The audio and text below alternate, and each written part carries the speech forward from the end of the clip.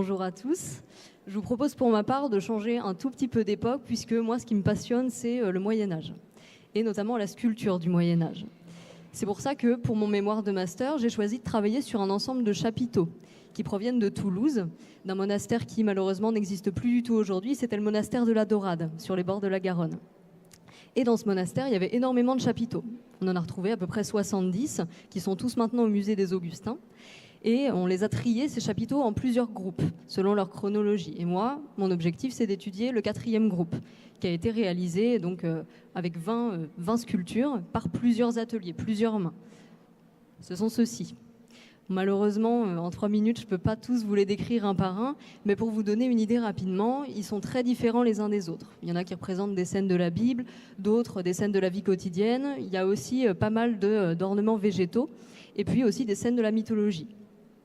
Ces chapiteaux, comme ils sont très divers, ils ont été très peu étudiés, pour ne pas dire pas du tout. Et moi, quand j'ai vu ça, j'ai trouvé ça vraiment très dommage, parce qu'en fait, ils sont vraiment d'une très très grande qualité pour le XIIe siècle.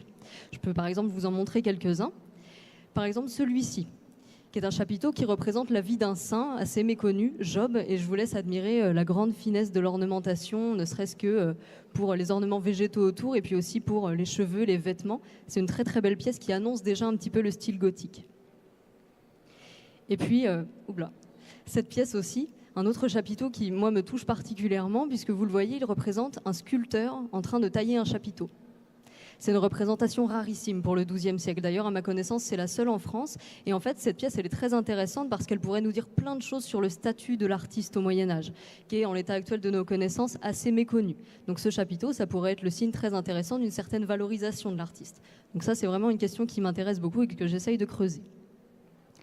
Et puis, dans ce mémoire, mon objectif, c'est de prendre toutes ces 20 pièces, ces 20 chapiteaux, un par un, et de regarder leurs images, de voir ce qu'elles représentent, de voir ce qu'elles signifient, et pourquoi pas, de voir d'où venaient les artistes. Par exemple, je vous parlais à l'instant de ce chapiteau représentant un sculpteur. J'ai trouvé une représentation presque similaire en Espagne, dans ce cloître de Gérone, où vous le voyez, on voit exactement un autre sculpteur taillant un chapiteau et c'est exactement la même position, le même tabouret, les mêmes outils. Et là, malheureusement, on ne le voit pas très bien, mais c'est exactement les mêmes ornementations au niveau des vêtements et des chaussures. Donc ça me laisse à penser que peut-être ce serait le même artiste et donc ça pourrait nous dire des choses sur les déplacements des créateurs au Moyen-Âge, notamment entre le sud de l'Europe et le sud de la France. Et puis, ce que j'aimerais faire aussi dans ce mémoire, c'est proposer une localisation pour ces chapiteaux. Parce qu'ils ont en commun de ne pas être localisés dans le monastère. Est-ce qu'ils étaient dans le cloître? Est-ce qu'ils étaient dans l'église sur un portail? On ne sait pas trop. Donc ça aussi, c'est une question que je me pose pour pouvoir établir des cohérences entre eux, pour pouvoir les faire correspondre.